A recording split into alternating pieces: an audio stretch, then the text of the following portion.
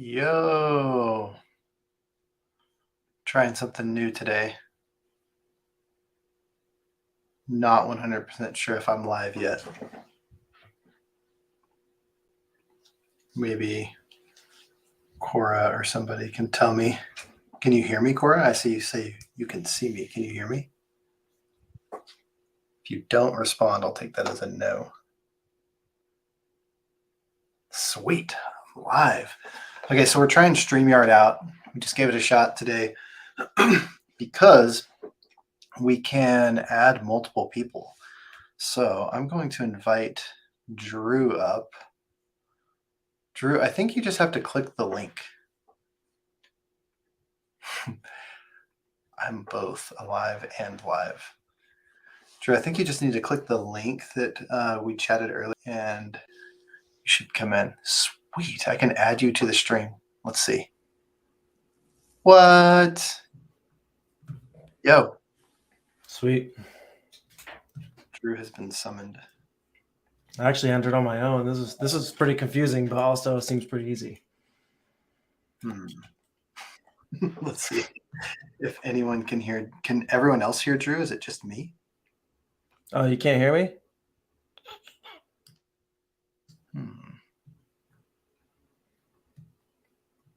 Changing my camera to high resolution. So you guys can hear both, but I can't hear Drew. That is very strange. Perfect. Hang on just a sec. Let's see if we can figure this out. That's weird. I can hear you for what it's worth. Me. I hear everything, yeah. Audio says it's right. And I can hear like the test playing sound. Let me try something. Can you say something else, Drew? Yeah, I can say a lot of things. It's the AirPods again. Let's see. Well, you heard the test sound, but you didn't hear me? That's extra. Yeah, super strange. But I switched it to like the speakers in the screen and it worked fine. Let me try it one more time. I'll switch it back to the AirPods and we'll see. If it doesn't work, I'll just take them out. Yeah. Let's see. Hey, somebody needs to get that those chats. Corey, good work. Get it. What? All right. I got nothing here, Drew, so I'm going to switch it to studio display speakers and just leave it. So that chat that we're seeing, oh, that's YouTube, I see. Yeah, it's YouTube icon. That's crazy. This is a pretty cool little program. It's kind of wild. I mean, I'm beautiful. Drew, you're beautiful. Maybe they're just talking about us. I don't know. All right. So yeah, let's see about presenting. All right, I'm going to give it a shot here. Just go to present and we'll share screen and watch. It's going to be like, you have to restart everything. Oh yeah, maybe I'll test mine too. It might require me to. 1 sec, I'll be right back. Oh, I think I'm still going to be here, actually. Yeah, Brave didn't have screen recording turned on. That's why. So I am going to have to come back into it. So I will be right back. All right, I'm going to wait and do mine after because I'm probably going to have to do the same thing. Cool. Be right back.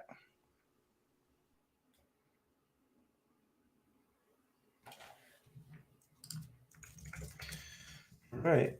This feels a lot more community. Like when we were doing it the last way, I couldn't see anything. I was just like on my own talking to a bunch of people, but with no feedback. This is a lot nicer, this interface. All right, I'm in. Let's see if I can present real quick. Let's just make sure, and then you can do the same and we can swap out. Let's see. All right, we're going to see a bunch of echoes there. Cool. I think we're good. All right. So you want to do the same, Drew, and then we'll kick off? Cool. I'm just figuring out which window it is. Oh, mine just let me. All right. Yeah, it just worked. I think I just never turned on Brave. Let it do it, you know? Cool. All right. So I will share my screen and then start talking. Yeah. You can just do this one. All right. So can you see I see it. video? Cool. All right. So I'll just start jumping in. So we're getting ready to launch this new UI kit, and there's still some things we're adding to it. But one of the things we wanted to do with the UI kit is have a basic, like an even simpler, a simple SaaS starting point versus what we have right now in the SaaS starter project template is pretty robust. There's a lot in there. It's great to reverse engineer, but we wanted to go with something a little bit simpler for brand new users who come in and have it all based on a UI kit that they can see and expand upon and add to and change. So we started with this was actually started from a bounty. The bounty was fulfilled and created most of what you're seeing here and some other things like a simple CRUD app and some authentication templates and things. And what we've been doing is just kind of morphing that into what we think it needs to be. And then this will come along with some lessons. So what I'm going to do today is kind of walk through these different parts of the UI kit. And then over here on these 4 pages on the right-hand side, we'll dive into what those are. And I'm actually going to finish building those parts of this template out in the live stream today. And then Drew's going to take that as a pattern into his project and to a new project and expand on it even further. So let's go ahead and dive in. So I'm going to just click over here and we'll just zoom in on typography. So this has styling for all your basic styles for headings, for paragraphs, for bold and things like that, left, center, right. And if you look at how they're structured, it uses the base heading class and the base text paragraph classes that are already in everyone's projects. And then we use utility classes to append or override that base level class. So the reason we did that is if you already have some style settings in your heading in a project, and then you were to import this pattern into your project, those style settings would actually get applied to these automatically. And then anything that's inside of here would override that to some extent. So for instance, if you had a certain font that you had inside of the heading class in your project, that would actually get inherited inside of here. So it's very intentional the way we structured this, and thanks Drew for keeping us honest there and making sure that we go through and do it that way. So the idea here is there's a couple things. One is these, you can just copy paste them. You can also drag and drop like a base heading element and then apply the classes to them. Or also we're adding these elements into the actual normal elements list. So all of these base things that we're creating will either be page templates, blocks, or elements that you can just drop in and the style classes just come right with them. So you kind of have a lot of options to use this. You'll have project template to start from, you'll have pattern to start from, you'll also have the ability to just drop these things in, and you'll have some page templates as well. So that's typography here. And then over in UI elements, we have different types of styles of buttons. So just inverted, and then ones that are starting with text and coming over. And there's actually a 4th button that I haven't added into the UI elements yet. And then form elements here. So just the basic types of elements there, and some icons with different sizes, and one with some extra classes for avatar and rounded so that you can apply those. Like for instance, if I were to apply the rounded here, this is a general way we do this. If you apply rounded, you're going to get a rounded extra large icon now. Right, so these things are, they work together. And then in the component side of things, we have different types of headers. We have website headers, which there's 4 different types that you can just drop in, or app headers, where we have one that's a set of nav items. So these are actually like links, they're link elements. And then we have buttons as well. And the button one is the one that I have set up on the example today. And some footers, and a few form examples. None of this has actions in it, by the way. These are all just for design, just for the UI kit. So you're going to come in and bind this all up after the fact, right? So you'll come in and create events and things like that. So you might copy this, paste it over, or drop it as a block, and then use it within a different project and just put up all of the actions and data bindings and all that stuff. And then a couple things for websites. We have hero sections, some columns, multiple column heroes, and then also 2, 3, and 4 column layouts. So these do wrap, so they're responsive. It'll automatically wrap those around however you want. And then there's this 4 column one where we swapped out the sort of the method. Rather than having the detailed text, we have an image and then the heading. And then that gets us to an app. So building an app using this UI kit. So what we're thinking is we'll have a base set of basically template pages that are available as a pattern. This whole thing will also be available as a project template. And then you can also just build this from scratch using the UI kit as well. So before I dive into the actual app side of it, are there any questions or anything, Drew, that we should go into? No, I don't think so. Not yet. But if anyone has questions and you chat them in, we'll be able to answer them, and probably even better than these last couple of times, we'll see them in more real time because we have a chat right here. Yeah, Alex says it looks really good. So cool. All right, so I've got this actually previewed already. So this app page is in a preview mode. So this is kind of how it looks whenever you just base go into it. So it's just some nav buttons that aren't doing anything right now. We've got a new item button. We have a grid here with grid row, but that the grid isn't bound to data or anything.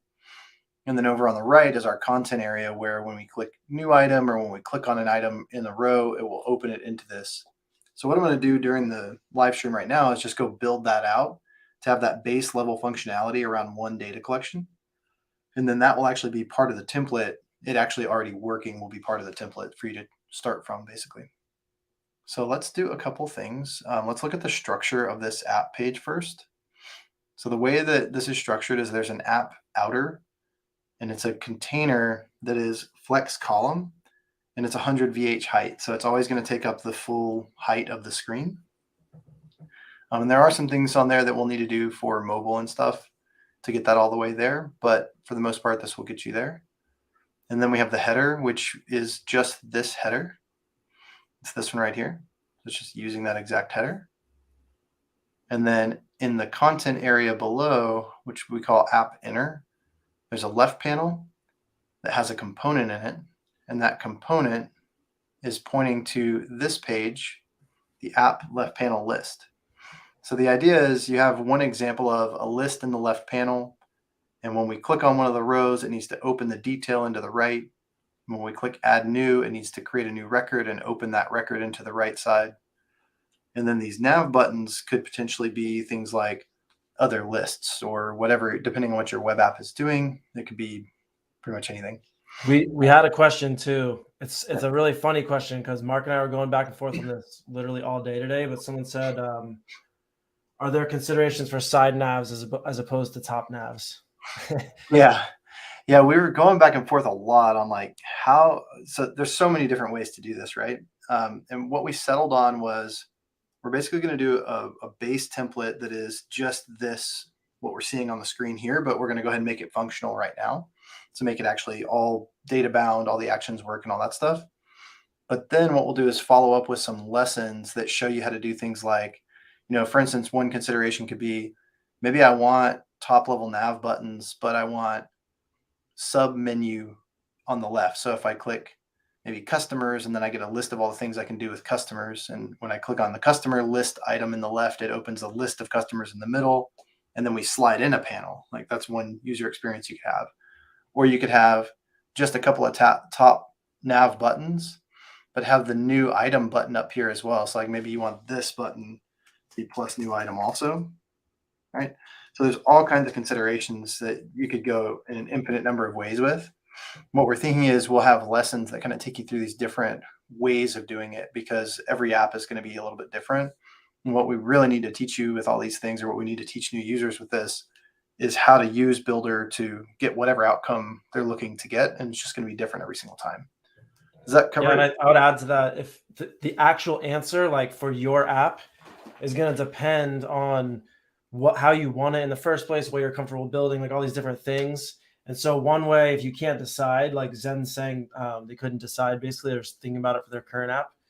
One thing that I always do is look at either your competitors or apps that your customers would use that are similar, because kind of like a golden UX rule is that, do what's familiar. Don't do like brand new things that are confusing. So if all the apps that your customers would use are typically a left column setup like this, it probably makes sense to use it. If they're not, it probably doesn't make sense to use it, unless you have some other reason. But really, it's all comes down to preference and how can your app be the most user friendly for what people are actually doing inside of it.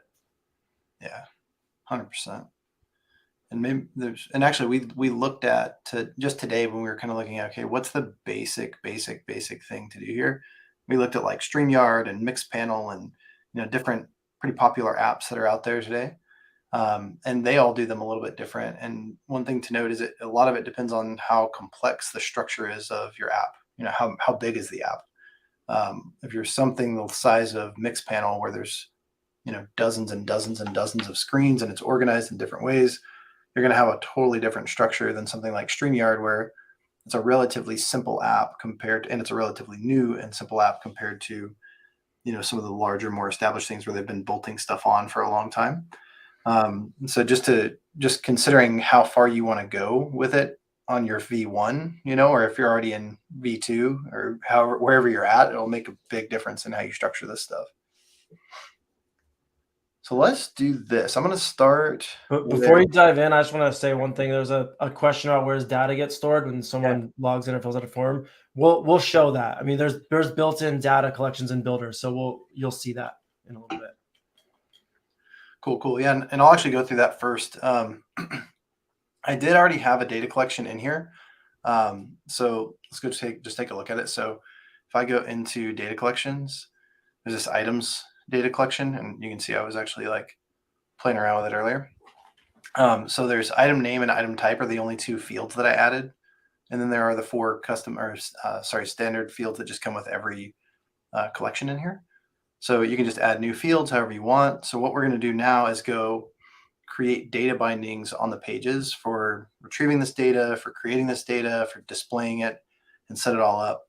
So use these Bildr built-in data collections to do that, and this template will just come with it. So when Drew imports this pattern in a little bit, after I've bound all this stuff, he imports the pattern into his project, and it's going to automatically have all that data brought into his project as well. So it'll just all be set up for you. So let's just start with binding something. So I have this item list here. Now this is the page that gets loaded into this left panel. So what I'm going to do is click onto the grid list, which is this element here, and go to the data tab. The collection list data is what I want, and I want to choose my items collection. I want to get all the fields, and I'll go ahead and add a sort. We'll sort it by item name. Now, if I want to zoom in, well, I don't know if you're moving around too much, but it might be a little blurry for people. I'm not sure. That's probably better. That's probably better. We can actually, let me just try this too real quick. I don't want to be too distracting, but that makes it a little bigger. Is that okay? Or you think, whatever everyone wants to see. You can chat in the comments if you need to see something better. Yeah, and I can't see the other screen while I'm doing it either. So I can't even see what it looks like. Oh, right. I think there's a way to change the structure too. Is that what you just changed the layout? So it's like your screen is full screen and we're over top. We're kind of big. That's the only thing, but I don't know. Gotcha. We'll see how it goes. And we'll change it up on each time, I guess. Yeah, people are saying it looks better. So I think this is better. Cool. Yeah, so, and I'll kind of review that real quick. So I clicked on the grid list on the panel list, on the left panel list, and that's this element, and then went to data and selected that collection list, the items collection, told it I want to get all the fields and I want to sort it by the item name ascending. And that way it'll just automatically load that up for me. So when I set something like this on a data tab, that's going to automatically go retrieve this data and set it into that grid. And then this grid is set to display each row using this app list row page. So the other place I need to do a data binding is on this item name. I need to tell it to get its data from a field, from the items list, from the item name. So now I've bound two pieces of data. One is the grid list and one is the grid row item name in this case. And the last thing I'm going to do before I go get into some actions is go back into the data collections, go to items. I'm just going to add two records, and we'll just put item 1 and item 2. And so we have these two different records in there. And then now when I go back to the preview, I just refresh the page because it'll go get it on page load, do the data binding. That should pull in my item 1 and item 2 now. Right, so the reason the item 1 and item 2 are showing up now is because we bound it here and we bound it here to the data.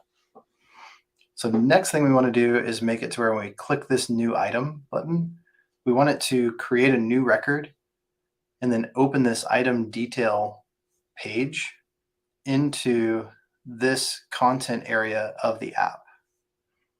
So let's go ahead and set that up. So on click of the new item button, so on event click, I'm going to make a new flow and we'll just call it create item. And inside of the create item, I need to add a couple of actions. We're going to do,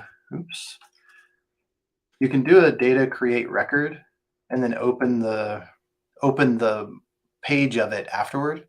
But I'm going to use this action called data create and open page. So it'll do both in one step. So we're going to create an item and let's map the item name field. And for this, I'm just going to do static text and we'll just say unnamed. So by default, it's just going to create an unnamed item. And then we're going to open the app record detail page. And we're going to open that into the app main page into the content container. And I knew what that was just because I had already built this earlier today. But if you didn't know what it was, I mean, if you're building it, you would know. But that's what this content container is, this one. So now when the user clicks new item, it's going to run this flow, and that flow is going to create a record and then open that record using this page into that content area. Now, the other thing we want to do is refresh this list once the item has been created. And remember, because we had already set this data up, we can rerun what's called the page binding flow, which is what sets that data into there using this data stuff. So what I'm going to do is inside of that create item flow, I'm going to nest the page binding and make it wait. So it'll create the record, open the page, and refresh the list on the left now whenever I click that. So let's go back over here. We'll go new item. And you can see we have unnamed showed up and it opened that one in here. There's one other thing we have to do with the data, which is we have to do the data binding here and rename our label because I just called it input for now. So let's go ahead and set all that up.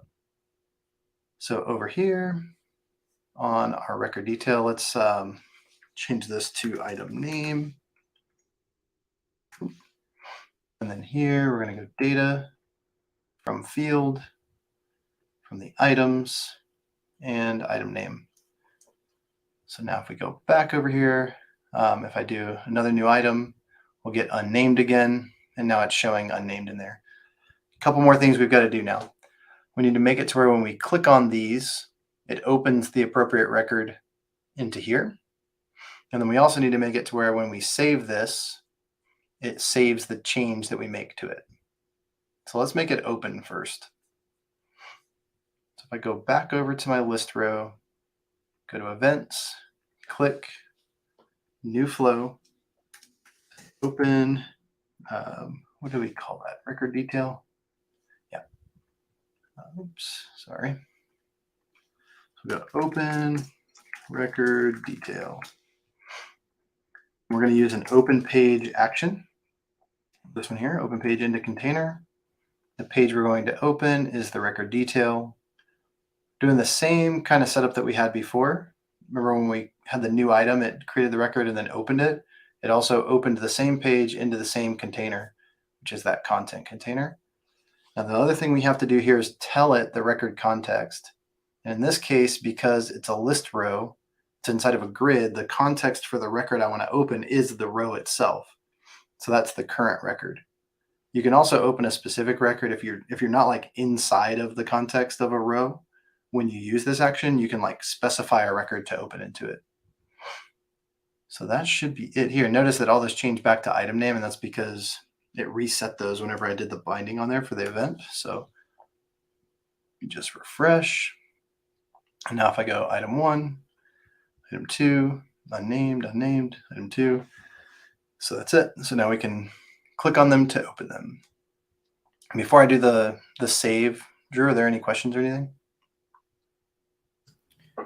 I don't think so. Let me switch back. Okay, yeah, there might be one. Cool. So what's the difference between using this method, nesting page binding inside the flow, and using something like a page listener or a data listener for the data change? Yeah. So a data listener is going to happen across sessions, which is just fine if you want that to work that way. So, and actually, I'll actually do a data listener on here, so that way we can show an example of that. So that way, when we modify this, it'll automatically reset this whenever that change happens. But a data listener is going to happen across sessions. So, like if I had two different browsers with this open, or like two different users were looking at the same stuff, when you click new item, if you used a data listener to do it, both sessions would get that new data at the same time. The way that I did it is only going to be inside of the local session I'm in. So the other user on the other browser that they're on would have to either refresh the list or like refresh the page or something to get the new data. Otherwise, the browser wouldn't know it's there. So it just depends on what your setup is and what you're trying to do. Like if you have if it's like an unshared to-do app for a single person, you don't need to do the data listeners. You can, it'll still work, no problem. Or if it's something where it's like, like the SaaS starter or something like that, where you actually are going to have multiple people inside of there, you might want to do it that way. But just totally dependent on the type of app you're building. Hope that answered it. Are there any other questions before I do I'll actually do that exact setup on the item name. So Yeah, I think that's it. Cool. All right, so the next thing we need to do is make it to where when I change this, we need to save the record, and then we need to have this over here update whenever that's changed. So let's first just make the change. So when I go here to the item name input, because I've already done a data binding here, it knows, basically Bildr knows the context of that value is the item name for the current record. So what that means is that I can do something like on change autosave. And the autosave action, the autosave flow, automatically knows to take the context of that data tab and use it to save the record. So all I have to do to get it to save is that. That's literally it. So if I come in here now and I go, let's see, item, oh my gosh, can't type today. Item 3. So as soon as I click away because it's on change, it's automatically saved that, but we didn't have it update over here. So the only way for me to see that change is if I refresh the page. So if I refresh, you can see we have item 3. Now remember, they are in alphabetical order, so it's sorting it based on O, T, H, O, T, W. So that's all I had to do to make it save, but now I want to make it update this over here. There's two ways I could go about that. I'll actually show both methods. So one method would be on change on the inside of the autosave flow. I could do like a run flow on another page, choose the list row, and tell it to go run the page binding. If I do this, and I'd want to put a wait here, if I do this, then what will happen is when I make this change here and click away, it went out after that change and reran the data binding. It ran it on every row because I basically just said, go run that on every row. So if I was going to do this, I would want to take it one step further and say variable name is ID, and from a variable on the current page ID. And what I'm saying there is find only the row that has a variable called ID that matches the current page's variable called ID. And I just know that those variables exist because it's data. And anytime that there's data on the page, you always have a variable called ID to match it. So that's just a more efficient way. You're not going to actually see any difference when that runs here. It's just going to do the same thing. But it's faster and it's better because it's only running it on one, as opposed to like however many records are in that list. So if you had like 1,000 records in that list and you didn't do that restriction, then it would run that same set of actions across every single row that's displayed. So that's one way to do it. You can use a run flow on page like that. But let's delete that and let's set it up using a data listener instead. So on the thing that you want to get updated, so in this case, we want this row to get updated. We want the row to be listening for changes. So if we go over to the row and we go to the page body, you can see there's this thing called data listeners. I can add a new one here. I want to tell it to run the page binding when the items, I want to listen to the items, and I want to limit it only to certain fields because the only thing that I'm actually looking for in there is the item name. So let's just choose item name. So basically, anytime the item name of the current record changes, the page binding will run, which will reset the data into the item name. And I do have to refresh to get the new binding, the new data listener, I think. So let me just do that. And then I'll come here and open my row. And that's it. So now it's using the data listener. And the cool thing about using a data listener like that is if we had this open on multiple sessions, like if Drew also had this same exact view open and had the same record displayed, if I modified the item name of the record on my screen, Drew would also see that exact same change on his screen at the same time. So it's like basically always pushing that data out when you have when you have a data listener on. And which method is faster is a question in the chat. Data listener or page binding? To the local session, it's going to be basically the same. So like when I'm looking at it here, there's not going to be any real difference because it's all it's doing is actually running through the local cache of the data. It's just two different ways of telling it to go get the data from that cache, which is all local. So none of that's like going back and forth to the server to get the data again because it's all local to me. So there's really not going to be much of a change. Like there's not a significant enough. I'm sure there is a difference, but you're talking probably like, 10 tenths of milliseconds or something like that difference. It's however fast JavaScript is running that particular set of code. So it shouldn't make any real difference. The only real reason to use a data listener is if you want that to push out to the other side, to another session or to all other sessions viewing the data, or if you just have a way that you like to do it. Like if you just like to use data listeners for all of it and just keep it consistent across your apps, you can also just do it that way and it'll automatically be pushing the data out to any other sessions. So I think there was one other thing we could do. And actually, we need to decide, Drew, we should just decide right now. Do we want to use data listeners in this or not? Because I'd like to have it not both ways, like I'd right say now. no. Okay. My vote's for no. I mean, data listeners is cool if you need to use them, but as like a template and as something that is universal, it's probably better just keep it simple, I think. Yeah, because it's going to be used everywhere. And it's the real intention here too for this one is for users who are like brand new to learn on. Now that does mean that we have to add a flow into the autosave, or there's another way we could do it too.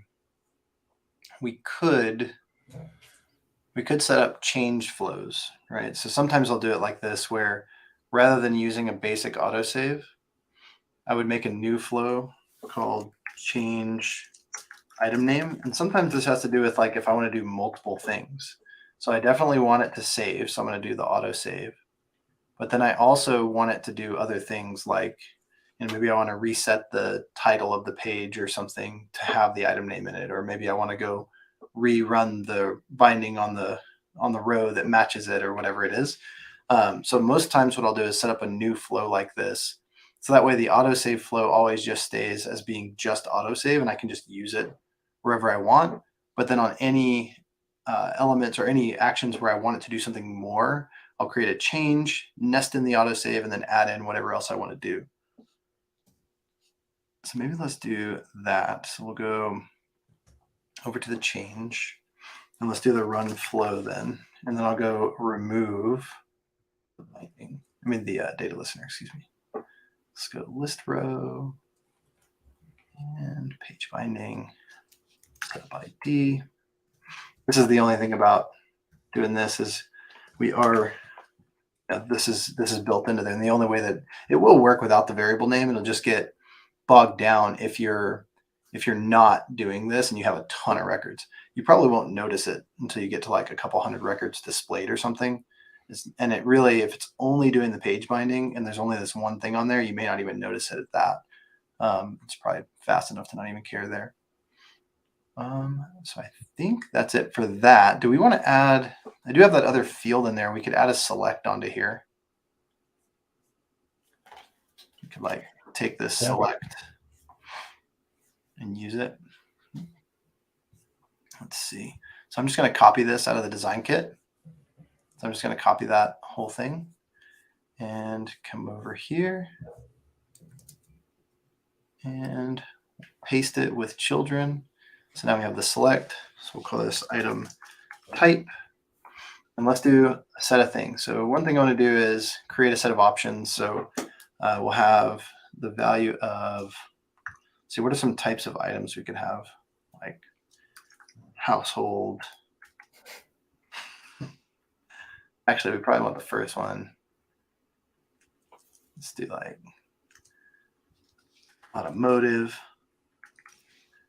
And then maybe just like, I'll do like dash or just empty and then select one. Man, I'm having a hard time typing today. All right, so household and automotive. We'll just go with those two for now. Okay, so now this menu has those two options in it. And then we need to set up autosave on it. And we need to set up a data binding to tell it to come from the items, from the item type. All right, so now we have the item name and the item type. So if I go through these different ones, change that to household, go to item 2, go back to the unnamed one. Let's name this one. We'll do a mop. How about that? And I want to be, let's go with a hubcap, and that'll be automotive. All right. So I think that's pretty good though. And now we have a couple things saving, a couple things clicking through. What do you think, Drew? Yeah. Okay, so now any questions before I publish this as the pattern and then switch it over to Drew to take that pattern and use it and expand on it? Anything else to?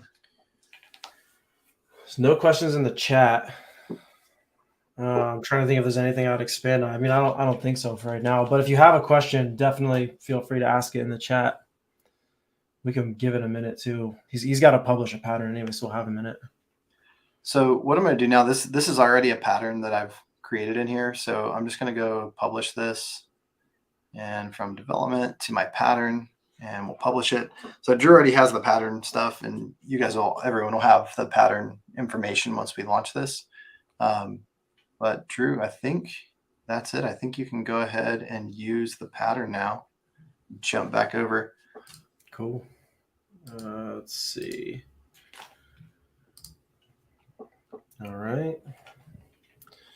Let me make this match the width a little better if I can. And I see your screen. And I did notice there's a, I wonder if it's the same.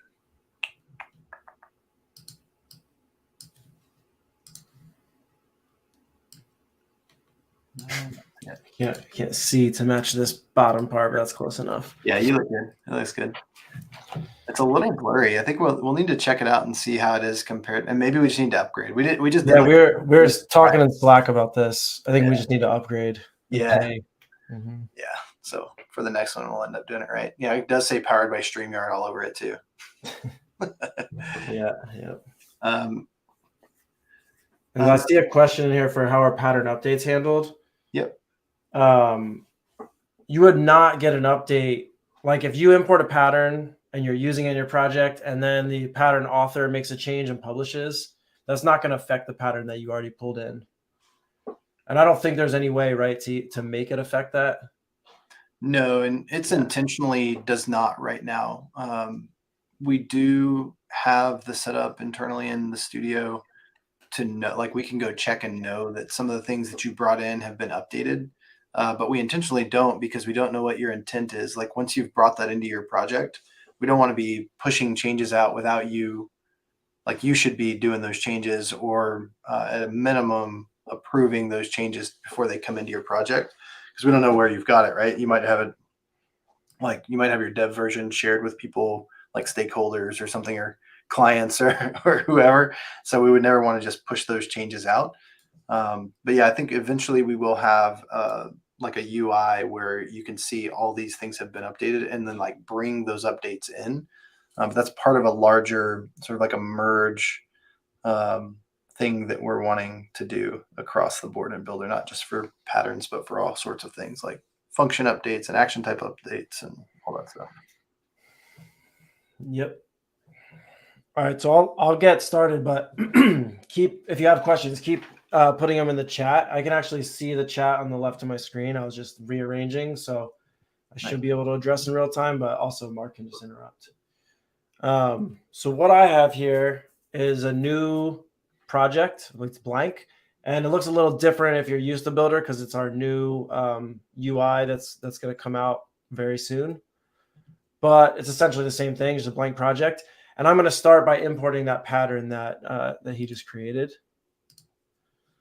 So I have the pattern code already, but normally you'd either get this pattern code from someone directly, or if it was published as like, if we publish as a public pattern, which we probably will, I guess, for this, then you'd be able to select it from the menu. But in this case, I'm just going to do that. It finds it, and then I'm going to import it.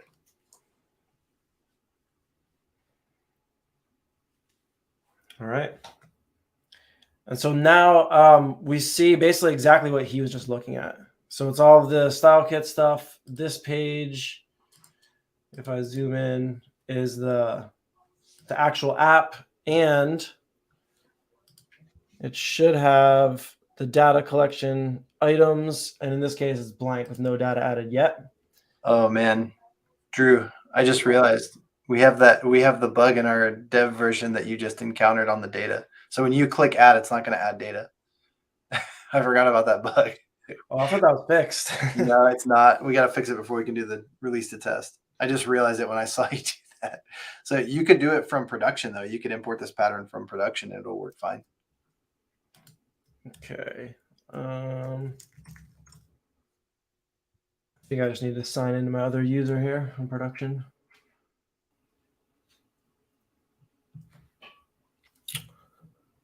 Yeah. I'm going to just sign in real quick.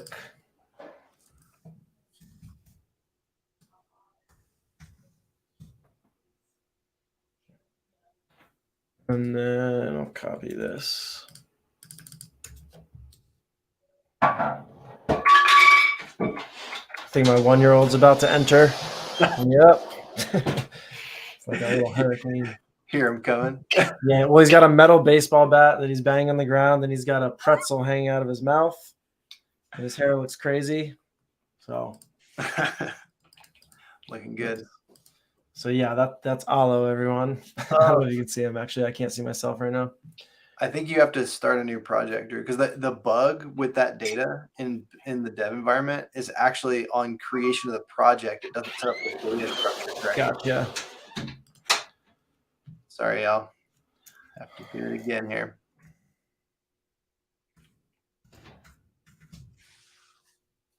And so you have to re-import the pattern, unfortunately. You have that pattern link handy? Yeah. Cool. I was just keeping my fingers crossed that it would create my project because I have so many projects that every once in a while I create one and it breaks my whole interface. Oh, never mind. That wouldn't happen. I'm on my second user. On my main user, like every time I create a new project, I'm like, eh. We have way too many projects. Oh, I like, yeah, insane. And I just basically never delete any. Oops. Running up on 2,000 of them. Oh, this goes here. There we go. This should work fine. Okay. So now if you go to collections, you shouldn't have, I noticed it in the other one because you didn't have record association and user selection. Yeah, that's part of that bug that's in dev right now. Okay, so now to start. Let's see. So I guess, yeah, so what I wanted to do with this in general is redesign it so that in theory, like, or I guess in practice, when you would do something like this, you could start with this template and then know how to really quickly make it your own. So I'm not going to do anything super crazy with the layout or anything, but just like updating like fonts, colors, that kind of thing. And, you know, you can see how to like very quickly basically get it up to look different than the default. But also just wanted to note that like in Bildr, because it's Bildr, you can make it look like anything you want. So you can import this as a pattern and have like all the general stuff set up with that collection and with the adding and editing, but you can make it look 100% different, whatever whatever. And if I'm building and you want to see me do something design wise, feel free to chat it. I'll do whatever, because I don't even have a plan. I'm just going to go off the cuff. So, and there's a question about the record, about this record association table. Maybe I can actually let you answer that, Mark, because I don't fully know the extent of those. Yeah, and one thing too, Drew, in this pattern right now, the route is actually /app, not /. So I think you'll have to set up the preview from scratch here. Just heads up. Yeah, so the record association is a user permission thing where you can basically invite specific users to specific records. And then using other data permissions in the collections, you can restrict access based on the user. So the purpose of that is something like say Slack is a good example of this type of permission setup, where you have a company, a Slack company, like we have a Slack at Bildr, and inside of there we invite teammates to that company, and then that restricts their access to that one record, right? So like Slack behind the scenes has a data table of all the companies somewhere. They've got some data set up of that. So like in your Bildr project, you would have something similar, like companies as a record type or as a collection type. And then you would, in the UI, allow a user who created their company, whatever the company name is, invite other users to have access to that record. And then from there, what you can do is in the enable data restrictions, you can have parent-child relationships between collections. So what that allows you to do is basically you'd have like, say in the Slack example, it would be like you have a company and you invite certain people to the company, and then you make all the downstream records that are related to that company child collections of the company. So what you would do is something like you'd have channels would be a child collection, and then probably like, I don't know how they actually store their data for like the for the actual chats, but like chats might be another collection. Basically everything below that company level would become a child collection, and by inviting them to that main company record, it would grant them access to the related child records of that and nothing else in the data collection. So it's for real complex. If you're wanting to do a complex data structure like that and set it up properly, it does all the security server side and handles everything. Yeah, I would say the security is the important component of that one, because you can also do relational tables on your own. So if I have items and users, I can have a field in items called user ID, and I can do all that relational filtering that you would need on the front end, no problem. I don't even ever have to care about record association. But the difference is if I'm doing that all on the front end, just filtering on my own, technically, if people know what they're doing with JavaScript and the web inspector and maybe even a little bit how Bildr works, they can come in there and get information that maybe they shouldn't get. So if you need to be extra secure on your information, like if you want no way for someone in one company to edit another company's data or see it or anything, that's where you'd use that. I was sort of clicking through it, but it's in the collection settings. You'd use these restrictions, and then it would start to automatically populate this record association table. You don't actually have to use it. Like you don't have to do anything yourself in there if you use this method, although you could manually change it. But really that's just in there because it gets used by default, and Bildr does all the hard work for you. Yeah, it shows up in that list of data collection, so you can see it. If you ever wanted to go see whatever, you would actually see like user IDs and record IDs of what they have associations to. So you can see, like, you can manipulate it if you need to as the person who's building the app. You can like maintain that over time. So let's see. So I'm just gonna go and start building, but feel free if you have more on that, just chat it in there. What I'm gonna do is sort of talk. I'm gonna try to talk through some of the concepts, some of the ways I think about it too, just to give you an idea. Besides, the actual like settings and styles you change. So what I would start with, if I had this set up and like it should be all working. If I go to /app, I can make my own route for slash, but I don't really need, or my own route. I don't really need to do that necessarily. I just wanted to show it. So I have this in here and it should work like that. That's all the stuff that Mark just built a second ago. It was a pattern. I have it. It all works now. So my next thing would be like, okay, what do I want this to look like? To be my app. So one major thing right away is you can change the logo. I don't actually have a logo on hand, but that's a really easy thing. You can come in. This is an image in here, and in properties, I can just select a new image.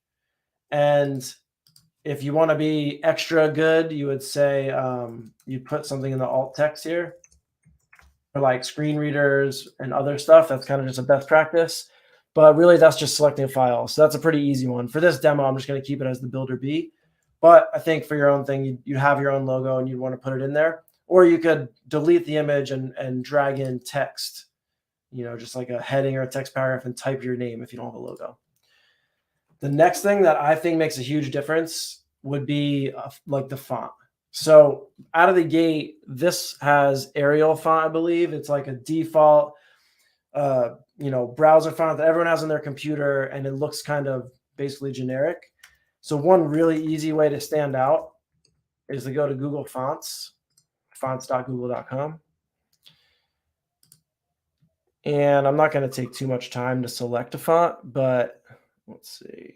Like say I wanted to use Source Sans Pro, or I'll use Poppins. It has like a little more style to it, and it's showing me stuff in a different language, but that's just because it was set. So anyway, I have all these weights. Oops, I got some stuff selected already. And when you first come to Google Fonts, you have nothing on the side. So for this demo, I'm just going to do like a regular italic, a bold, and a bold italic. You can do lots of different stuff, but this isn't really a Google Fonts demo. So for the purpose of this, I just did like regular and bold with italic options. I added those 4 fonts there, and then it gives me this link and this import. And the important thing I need is this URL here. So I'm going to copy that. It's also the same URL is right in here too. But that URL is basically all I need for Bildr. And then I'm going to look, this is called Poppins. So now that I know that, that's all I need for Bildr. So if I come back in here and come to the fonts menu and hit add a font, I can do that font URL that I copied here. And then the font name was Poppins.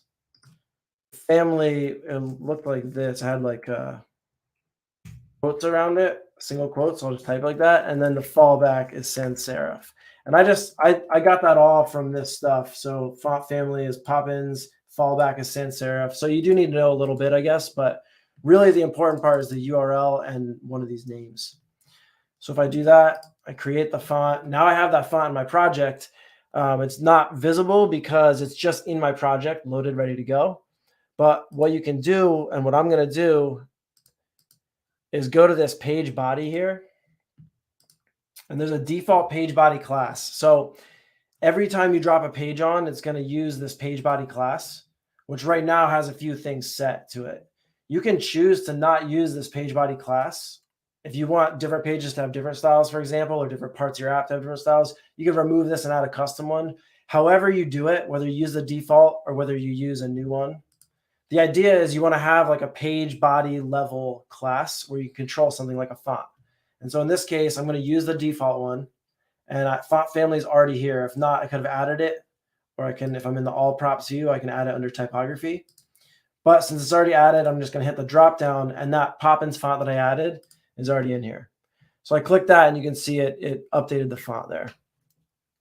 Maybe it was a bad choice because it's very similar to Arial. Let's see if I think I need to reload this to get the font. Yep.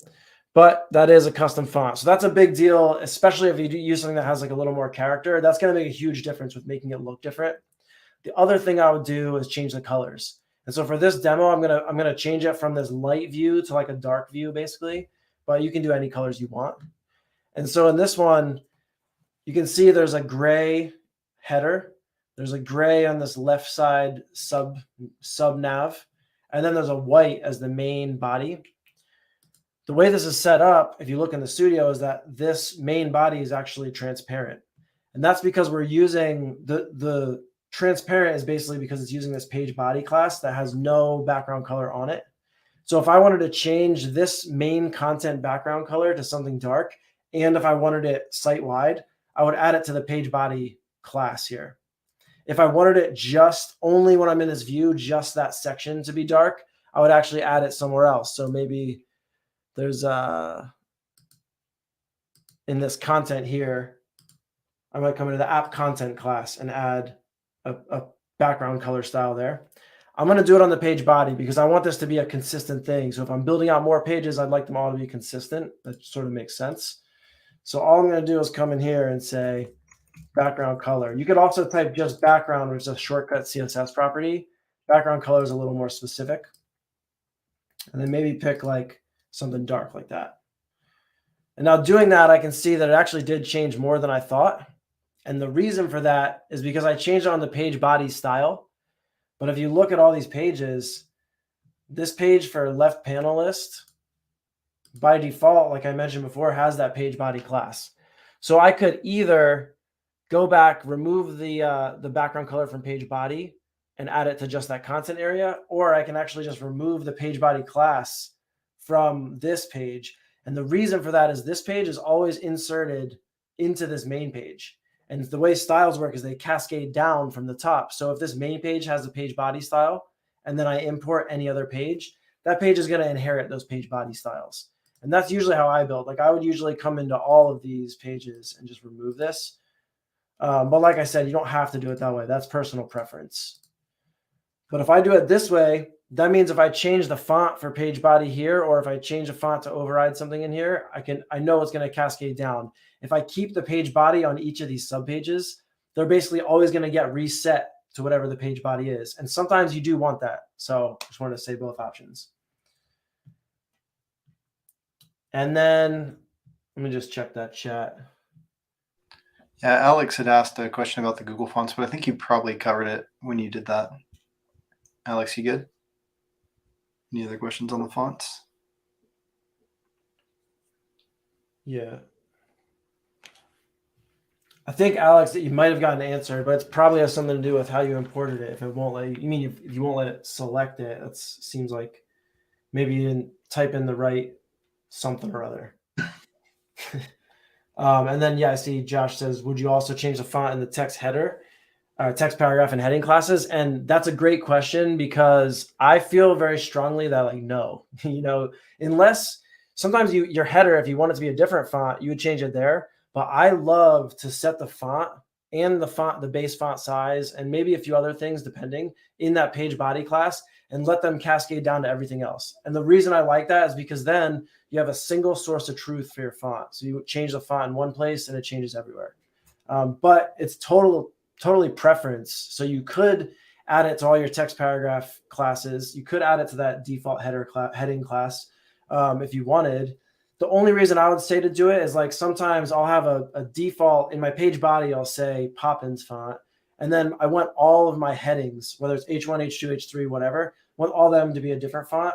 Then in that heading class, I'll change the font there. I'll override it there. So I just add font family. And that would be like. That's definitely how I think about it too, is like however it's going to cascade down, right? So I want this as my base that goes in page body. And then I override from there down. Yeah.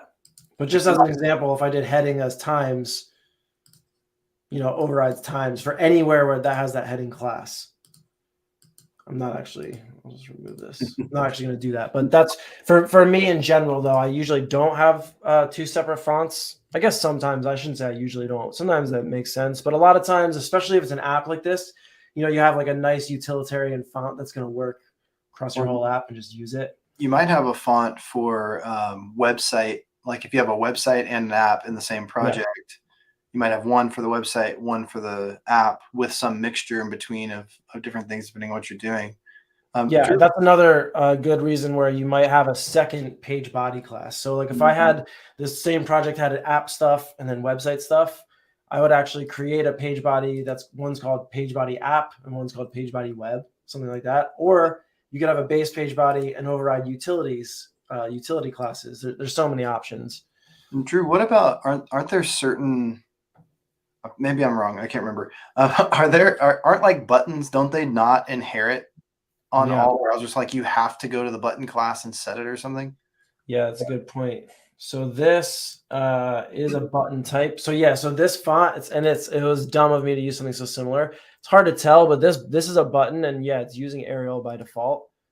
I can actually show what that is on here.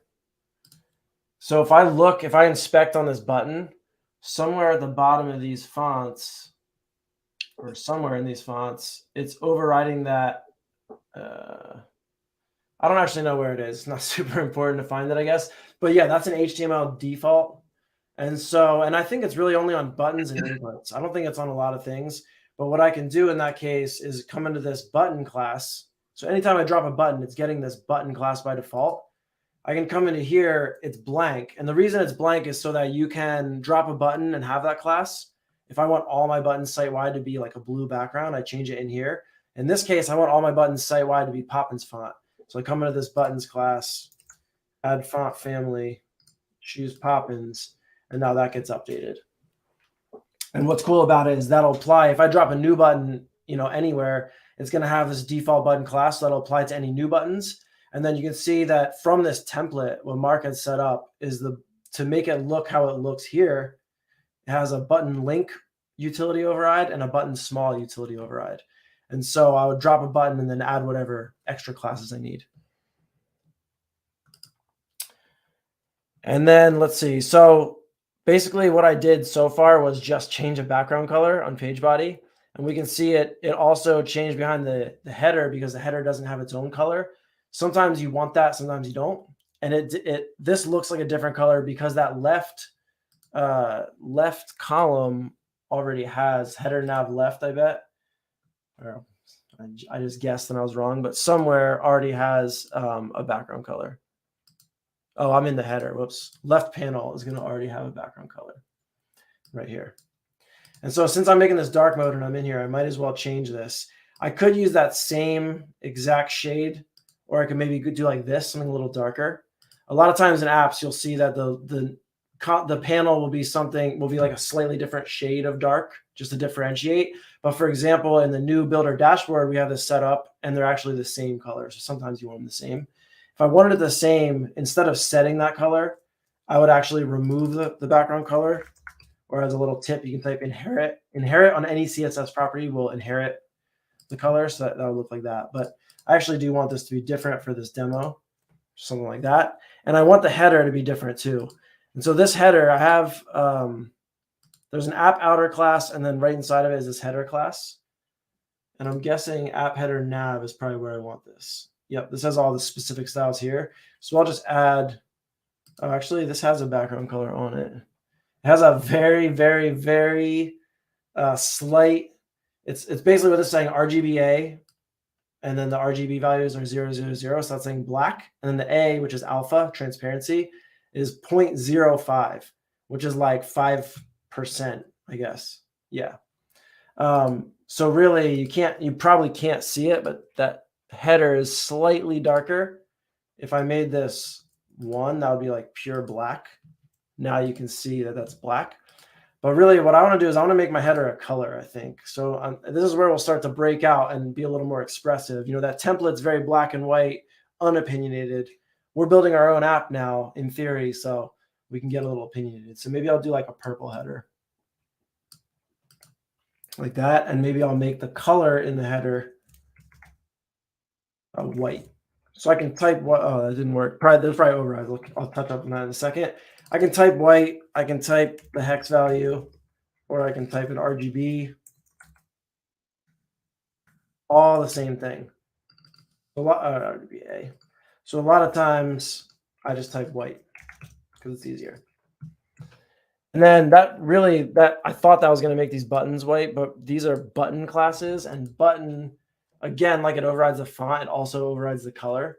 So in this case, good example, I might not want to actually do this on the base. If I did this on the base button class, it would update everywhere. So new item updated, but I don't want new item to be white. So what I would do is maybe button nav is a nav button overwrite. And I'd come in here and say color. So now I've kind of got something going. But speaking of that white, if we look at this, it's not going to look great if I'm doing a dark theme to have dark text.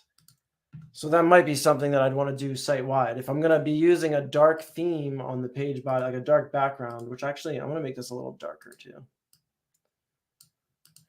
If I want to use that dark color, maybe I just want to say that everywhere should have a color of white. So now that updates everywhere, but this button class doesn't because the main button class didn't update. Said I didn't want to do it, but I actually do want to do it. So now we're back to something like this. And if I click on this, there's more to style. So basically what I'm doing is I'm going through and I'm just looking at it and styling things and trying to make it unique, but it's sort of arbitrary. So I'm just sort of doing whatever I feel like. But I would probably come in, I might actually, maybe I'll remove these borders, and then I would maybe change a font size, that kind of thing. But the next big thing you're going to want to change is if you address inputs. Most apps these days, most modern apps aren't going to have like a dark background with a bright white input. That's just not what people do. And a way you can get the idea of what to do is just look at other stuff. So like I mentioned earlier in the stream, like look at competitor sites or other sites your customers use. Look at sites you use, or apps, I should say, like web apps that you use that you think are good, and just see what they do. And most of the time you're not even registering that input is gray or whatever. You won't even be able to remember, but if you go there, you'll see, oh, that input is gray and it looks like this. And so that's one thing that I might do right off the bat is I would come to this input class. Now I have an input field class, which I think is the one that comes default. And then on here, there's also a form input. This is inside of a form. It's a form input. I kind of like that better because maybe another input is somewhere else outside of a form and I would address it differently. Right now, I want to address just these form inputs. So I can come in here and background color is already in here. And I want to do something dark, I think. And maybe then also remove the border. And so I'm just doing things like I see these classes in here. Like I see border 0. It was set to 2px solid. I can just change that to 0, or I can change this to none. I'm just doing any way to set that border to nothing. Sometimes you can just remove this whole class, but I don't even bother if I already see it in there. And I don't know why that didn't update. Let me see.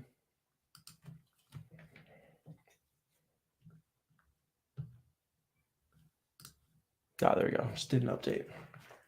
So yeah, that's starting to look. Oh, I see. Because I had a focus class on it. So that's cool to show actually. So this form input class that I was on default for the state.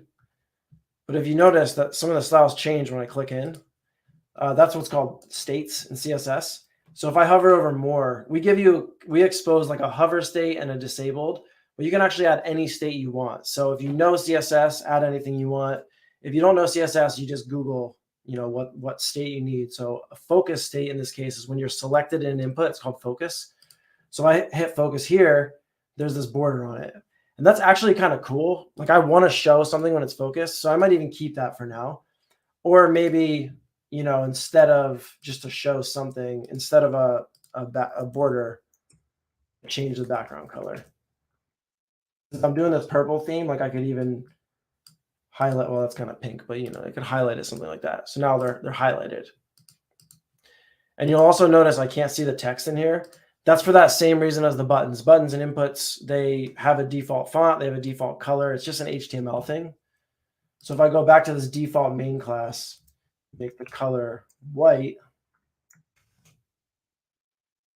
I can see that input here. If I click in, maybe that, in this case, that looks fine probably, but if that white was not visible against whatever background color I changed to, then I would come back to the focus.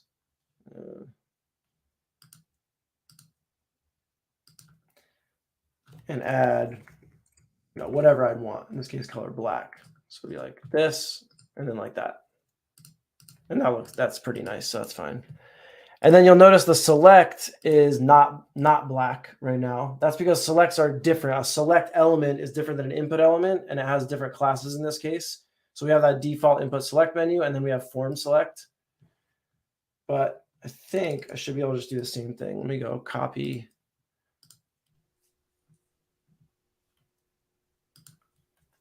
And once you're done with this, we should answer there's one question that we should go over. Okay, cool. Yeah, let me just paste these in here and then I'll go answer that. So the background color, I just did black. Color, I did white. And then the focus, I removed the border, put my own background color of that, my own color of black. Nice. So is there anything like a custom state? Yeah, I mean, so there's, in Bildr's case, I would call anything you use this plus for a custom state, which there's a ton of. In HTML, they're not custom states. In HTML, they're default states, or in CSS, I guess I should say, where there's a lot more you can use, and you would add them custom into Bildr like this. There's not normally a reason to add a totally custom state, but if you're getting advanced, you could use a totally custom state. So if I added a custom state where I was just like custom state, I can actually use that to target. Oh, that's weird. I can use that to target things in CSS or to maybe like target something with an action. Like I could use that, but for most cases, like 99% of the time, especially if you're not as familiar with states, you won't really need to use a custom state. Like it won't do anything, right? Because in this case, if a focus state, the browser knows this is focused. If I put a custom state, the browser's never going to know what that is. There's never like a custom state. So there's never really a reason. But there are times where maybe like in React or maybe in some of the frameworks, like the CSS frameworks, like maybe even Bootstrap does it or Tailwind, I don't know. Sometimes they might use like a custom state for stuff and it'll be useful. In that case, when that happens, you just go to this plus and add it in. I might as well, I don't need to go too crazy. It's kind of weird because I don't have any like goal when I'm styling this. It doesn't even look that good right now. It's sort of crazy looking. But I just wanted to show how to change these different things. So I don't know if there's anything, if Mark, you have anything, or if someone wants to chat what you want to see, but I could basically keep styling this forever or stop since we're over time, or I don't know what makes sense. I think it'd be cool to show like, you did some styling overrides. What about like UX and action overrides, right? Like, make the nav buttons functional or that kind of thing. Yeah, so I mean, so let's see. If I were building this out, obviously I don't want these to say nav button. So if I want to just do an example, I could say that this would be my items tab. And what I would do is when you're selected on this button items, if you come to events, you have the option to do a click event by default because it's a button, or you can actually choose any HTML event you want. I'm going to use this click and I would say new flow. And basically I'd open the page items.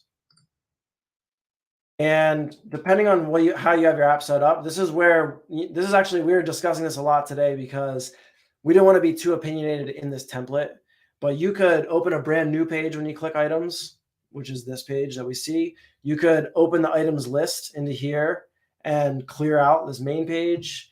You could do other things. There's like different options. In this example, I'm just going to pick one. I'm going to basically say when we click this button, I'm going to load in this items list on the left and then clear out this on the right. So if I were in here and I have this item detail already, and then I click this items, right now it won't do anything. If I click this, I'll load in a list and make this back to clear. In a real app, you wouldn't want it to be like blank probably. You'd want some kind of default state, but I don't have anything built and it's like getting to the end of the live stream. So I'm just going to keep it simple. But what I'm going to do is I have this open page items flow that I just created. And I can also get to it in the flows menu over here. Oh, look, there's already one in here. And what it is open page in a container v2. That's what I'll use to open into this container. Or like I mentioned a second ago, if I wanted to open a whole new tab, there's an open page in a browser tab window. So you can use either of those methods. It really depends how you want to set up your app. I'll do open page in a container, and I'm going to open, I don't remember any of these names. I think it's left panel list probably. So that's this page. Yep, left panel list. And I'm going to open it into this container, this component. So if I look, there's a left panel div, which has the styles and sort of like sets that to be what it looks like. And then there's a component inside of it, which was already set to left panel list. Basically what I'm going to do is reset that.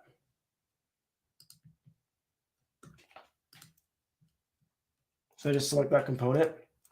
It's kind of weird because right now there's no reason to do that. Oh, I forgot. Open items is actually this other one. So that I wasn't replacing something that exists. There's no reason for me, if I have items loaded in here, to click a button and then refresh it. But imagine if you had more than one page. So if you had items, something else, and you were switching between them, that's where when you want to come back to items, it would load it in here. And the way I can show that or demonstrate that is on this component. If I remove the items page,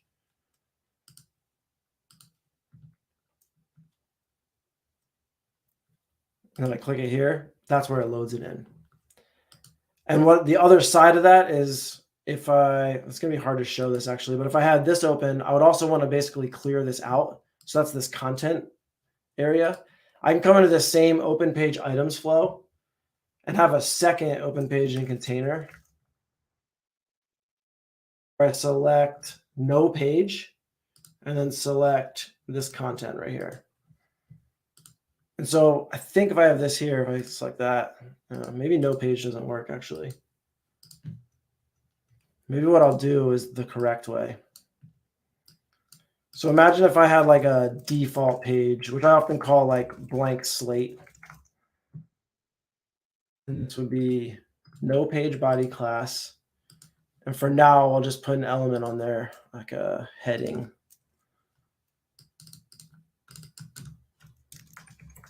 It says welcome. In this case, I tried to open none, which for some reason didn't work. I really actually thought that would work, but I'll just open default blank state instead.